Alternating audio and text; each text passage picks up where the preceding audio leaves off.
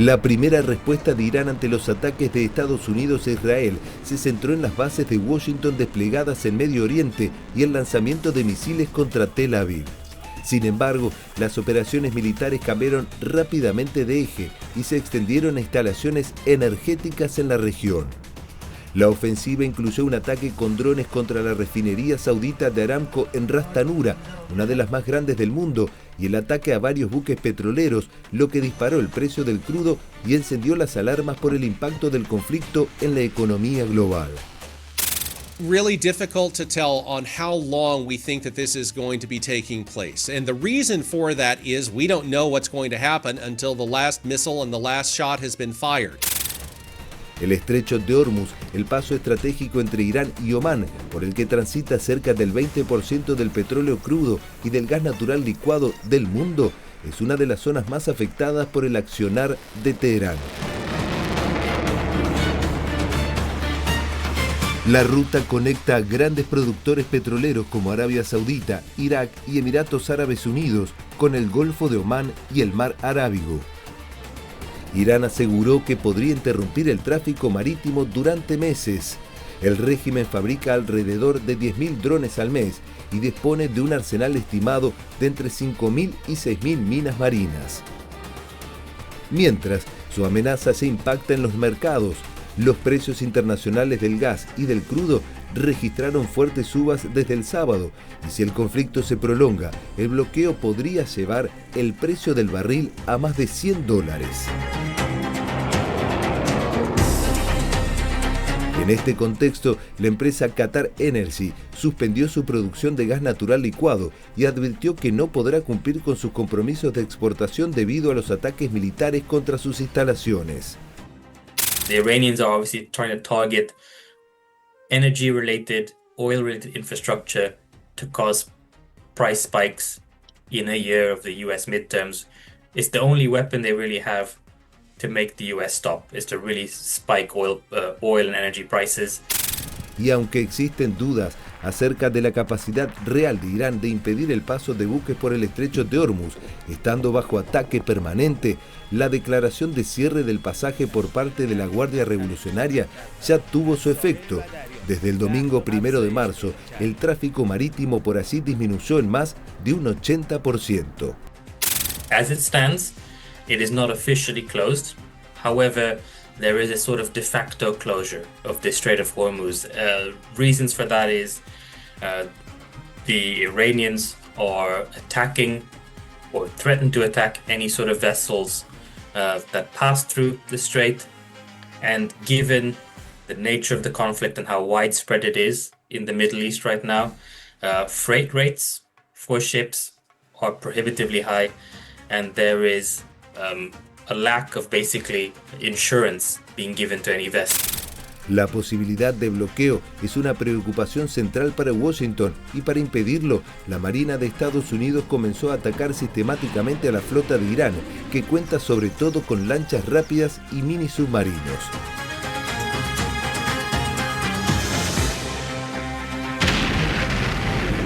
En este marco, uno de los pocos barcos de guerra de mayor calado de Irán fue hundido por un submarino estadounidense en el Océano Índico frente a las costas de Sri Lanka. In fact, yesterday, in the Indian Ocean, and we'll play it on the screen there, an American submarine sunk an Iranian warship that thought it was safe in international waters. Instead, it was sunk by a torpedo. Quiet death. The first sinking of an enemy ship by a torpedo since World War II. Y fue atacada también la base naval iraní de Bandar Abbas, clave para el control del estrecho.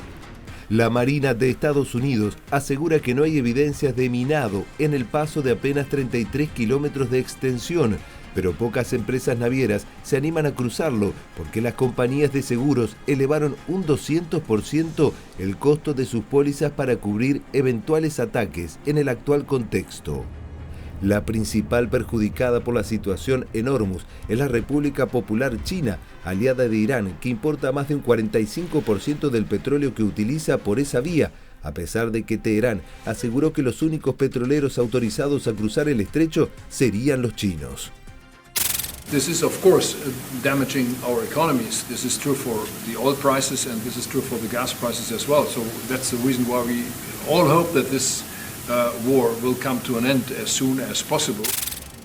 Por lo pronto, cientos de buques tanques cargados de petróleo y gas natural líquido se encuentran varados en el puerto de Fujairah, en los Emiratos Árabes Unidos, sin poder transportar la carga de sus clientes en Asia, Europa y otras regiones, como una demostración palpable de que el control del flujo de recursos energéticos estratégicos es uno de los escenarios centrales de la guerra contra Irán.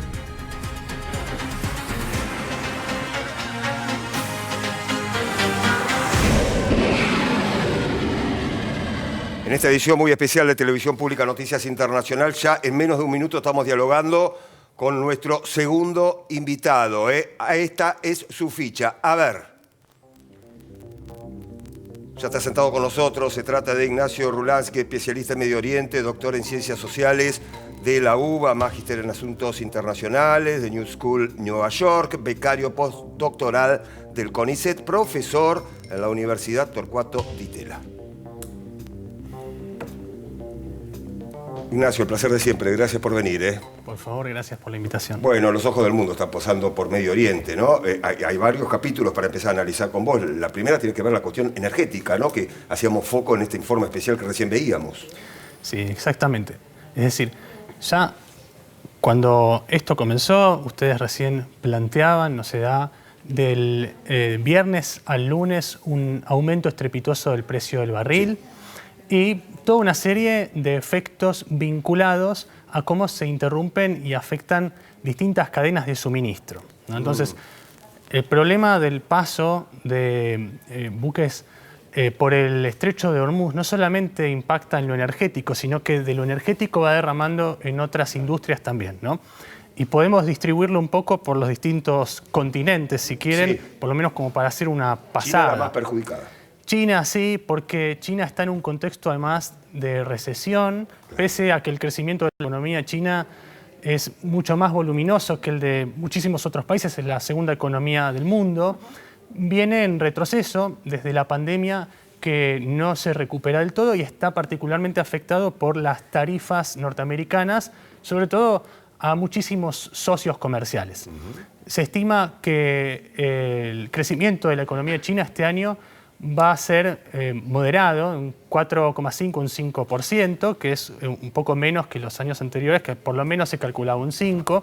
Entonces, ya cuando estimamos que del gas natural licuado, que ahora, por ejemplo, Qatar interrumpió la producción, ¿no?, de gas natural licuado porque fue atacado en los distintos centros operacionales y plantas en Qatar, ¿no? Cerca del 80 al 90%, ¿no? Una cifra sí, sí, entre esos valores del gas natural licuado producido en el Golfo se exporta a Asia, ¿no? Entonces, bueno, esto va a impactar, por lo tanto, en este contexto para China, donde su economía no está pasando por el mejor momento. Luego, otro peso pesado de Asia, India, ¿no? India es un gran proveedor de alimentos para el Medio Oriente, por ejemplo, de arroz basmati, ¿no? Se estima que el 75% de la producción anual de arroz, son cerca de 6 millones de toneladas, se exportan de India hacia el Medio Oriente. Y mientras esto sucede, y como ustedes planteaban, ¿no?, en el informe correctamente, ¿no?, es decir, casi ya no es navegado el estrecho de Hormuz, muchísimos barcos tuvieron que redirigirse a otros sitios. Ese es un problema logístico global, al tiempo que en los puertos indios se están acumulando los stocks de alimentos que no se exportan, bueno, generando todo un problema en las cadenas de reposición. Bueno, entonces, India, por un lado, ¿no?, que no se exporte petróleo, gas natural licuado, también afecta, por lo tanto, el consumo de alimentos en Medio Oriente. Entonces, esto, antes hablaban, ¿no?, de la posibilidad que entren o no en la guerra directamente los países del Golfo, que fueron atacados de manera un tanto insólita. Bueno, de por sí, esto constituye parte del interés, es decir, no solo que se desestabilice el precio del petróleo en general, sino también el consumo de alimentos. Vamos a Estados Unidos, aumentó el petróleo, está en el valor más alto en los últimos 11 meses. Esto impacta obviamente en los comercios minoristas, los transportes en general. La Unión Europea, y Estados Unidos, podríamos decir que si esto sigue así, podría haber un salto de lo que se estima de la inflación de enero fue el 2,4%. Podría ser que si esto sigue, escale para fin de año como un 3%, que para Estados Unidos, también en un contexto de recesión y donde hay pérdida permanente de empleos, es grave. Nacho, en ese contexto quería preguntarte un poco porque la gran pregunta es, bueno, ¿cuándo se va a terminar la guerra? Hablábamos un poco fuera del aire si justamente el final puede tener que ver con las consecuencias económicas, ¿no? Porque, bueno, mencionabas el caso de China con respecto al suministro, o en el caso si la inflación, que es algo central para Trump, pensando en las elecciones también, de cómo puede impactar, y también, por supuesto, para los países productores tanto de petróleo como de gas en Medio Oriente. ¿Qué crees que pueden llegar a hacer o qué herramientas tienen justamente económicas para intentar frenar la guerra, que en definitiva trae consecuencias a todo el mundo? Claro, y esa es una vía alternativa a entrar en guerra directa, ¿sí? Porque buena parte de la alarma que está sonando en los trascendidos de diplomáticos, de autoridades cataríes, emiratíes, a los grandes medios de comunicación, ¿no? Washington Post, Wall Street Journal, medios del Medio Oriente, es que hay un descontento muy grande respecto de cómo se está conduciendo la guerra, porque estos países no se sienten debidamente protegidos y no solamente no cuentan con experiencia sus ejércitos, ¿no?, para poder defenderse, sino que tampoco estiman que tienen el arsenal suficiente para seguir interceptando misiles, ¿no? Respecto entonces de la posibilidad de entrar en guerra, las condiciones no son tan favorables para estos actores, pero sí podrían tomar otro curso. Emiratos Árabes Unidos, como en general los países del Golfo, tienen una relación complicada, amor-odio con Irán. Miedo, recelo, sospecha, pero intentan más o menos llevarse bien, por lo menos hasta este momento. Desde luego que las alianzas militares, ¿no?, los acuerdos de Abraham, fueron tejidos en el marco de esa enemistad compartida con Irán. Bueno, hoy lo que se estima es que Emiratos Árabes Unidos, en esta relación de amor-odio, lo que podría hacer es algo así como cerrar la válvula de activos financieros de empresas iraníes, sobre todo vinculadas con la Guardia Revolucionaria, que están radicadas en Emiratos y que comercian petróleo, ¿no?, vía estas mediaciones, ¿no?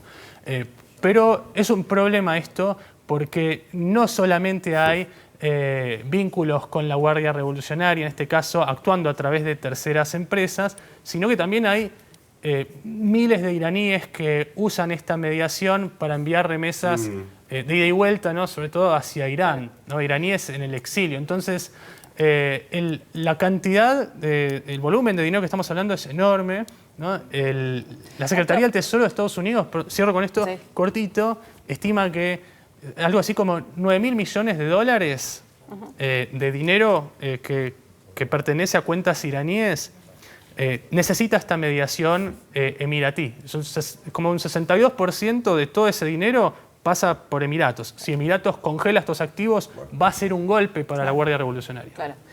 En todo este panorama del que estábamos hablando, con el informe también, más que una consecuencia, la economía parece ser una estrategia más de la guerra, ¿no? Además de los misiles, la posibilidad de cerrar un estrecho de Hormuz, que es estrecho en serio, son 33 kilómetros más o menos, y con eso hacer un tapón importante y aún hasta, si se quiere, más dolor, entre muchas comillas, a los países participantes, ¿no?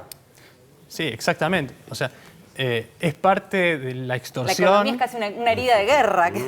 Sí, por supuesto, claro. Es de lo primero que impacta y preocupa. Recordemos que cuando empezó la guerra ruso-ucraniana, buena parte de las economías afectadas por la interrupción del comercio de grano, por ejemplo, de aceites, fueron los países del Medio Oriente que vieron un incremento notable de estos productos, y tenemos que considerar que el Medio Oriente es muy amplio y no involucra solamente a las petromonarquías que tienen un poder adquisitivo alto. Los países el norte de África no tienen esa realidad y sus sociedades lo sufren más. Claro. Sea como sea, el suministro se corta, se interrumpe, por lo que sí... O se encarece la logística. Exactamente, también, por el aumento del precio de las aseguradoras. Entonces sí, la economía también actúa acá como un campo donde la guerra toma su curso, ¿no? Claro. Leticia. Sí, ¿qué lugar ocupa en todo este contexto? Porque, bueno, mencionábamos a Emiratos, a Arabia Saudita, digo, países de mucho peso que están siendo atacados por Irán, pero ¿qué rol juegan países como Siria, como Irak, con también organizaciones que de pronto apoya Irán? ¿Qué rol juegan ahí en este contexto? Bueno, muy importante y tendríamos que agregar, se están abriendo varios frentes, claro. Sí. Exacto, ¿no? Estoy pensando en el mapa que aparecía en el informe, donde además aparecía Azerbaiyán. Entonces, ya al mencionar Siria e Irak, bueno, por un lado vamos con la relación con Irán, concretamente, ¿no? Sabemos, por lo menos estos días seguramente habrán escuchado en general, de cómo se reclutan, ¿no? Adeptos al líder supremo, ¿no? Al régimen iraní, entre las comunidades chiitas de estos países, sobre todo en Irak, ¿no? Fue célebre la participación de milicias iraquíes adeptas al régimen que reprimieron a los manifestantes en las protestas que fueron de diciembre a enero, ¿no? Entonces, bueno, por un lado eso, tenemos también una transnacionalización, ¿no? Tenemos interdependencia de crisis económicas por doquier, pero también de estos problemas que tienen que ver con la lucha armada. Por un lado, porque es faccional, se vuelve faccional, en tanto que hay milicias iraquíes ahora presentes en Irán apoyando al régimen. Todavía no hay despliegue de tropas en el terreno, ¿no? Y Estados Unidos e Israel dudo que vayan a enviar por el momento, pero hay otro tanto, ¿no? Que involucra lo que vos preguntabas desde Siria e Irak, sobre todo desde el Kurdistán iraquí, que es una cadena, tal vez una vía de entrada a Irán a través de ese territorio lindante con Irán, ¿no? Dado que hay grupos separatistas kurdos iraníes que estarían dispuestos a tomar las armas en contra del régimen. Se escucha mucho de negociaciones con Estados Unidos para ver si esto avanza, por ahora no lo sabemos, pero es otro tanto de lo que debería preocuparnos, ¿no? Ignacio, gracias, un placer como siempre, ¿eh? Por favor.